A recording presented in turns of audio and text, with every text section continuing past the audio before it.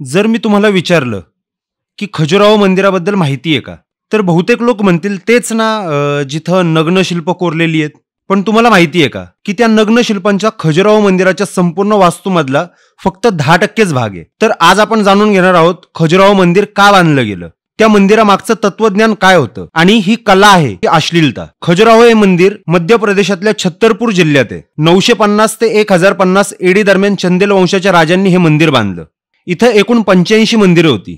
आता फक्त 25 मंदिरं उरलेली आहेत. ही मंदिरं वेगवेगळ्या देवतांना आणि धर्मांना समर्पित आहेत, जसं की शिव, विष्णू, पार्वती, सूर्य आणि जैन तीर्थकार.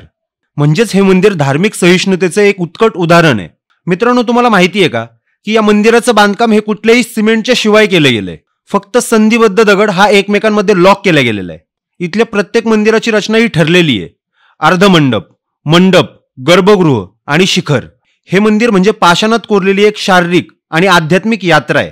आता इथले कामशिल्प आणि त्यामागचं खरं तत्वज्ञानच जर बघायचं गेलं तर बरेच लोक म्हणतात की हे मंदिर म्हणजे अश्लीलतेचा अड्डा आहे. पण जस्ट इमॅजिन, त्या काळी इंटरनेट नव्हतं, कॅमेरा नव्हता. शारीरिक संबंध किंवा प्रेम याबद्दल माहिती मिळवण्याचं एकमेव माध्यम म्हणजे शिल्पकला. पण या शिल्पांच्या मागे 3 मोठे विचार आहेत. 4 पुरुषार्थ, मनुष्याचा आयुष्याचा संपूर्ण स्वभाव आणि अहंकार भंग करणं. 4 पुरुषार्थांमध्ये धर्म, अर्थ, काम आणि मोक्ष. म्हणजे काम हा त्यांचा तितकाच महत्वाचा भाग होता. मनुष्याच्या आयुष्याचा पूर्ण स्वभाव, जन्मापासून मृत्यूपर्यंत शरीर, समाज आणि अध्यात्म. अहंकार भंग करणं म्हणजे मंदिराच्या बाहेर कामशिल्प, आत गेल्यावर देव, शरीरातून मनाकडे आणि मनातून आत्म्याकडे. म्हणजेच खजुराहो हे मंदिर कामसूत्राचं मंदिर नाही, तर ते मानवी जीवनाचं शास्त्र, शरीर आणि आत्मा यांचा समन्वय. 12व्या शतकानंतर मुस्लिम आक्रमकांमुळे चंदेल राजवट ही संपुष्टात आली. मंदिरं ही जंगलात गडप झाली. 1838 मध्ये ब्रिटिश आर्किओलॉजिस्ट टी.एस. बर्ट यांनी हे मंदिर परत शोधलं. त्यांना ही शिल्प ऑब्सेन्स वाटली, पण ज्याने इथली कला अश्लील म्हटलं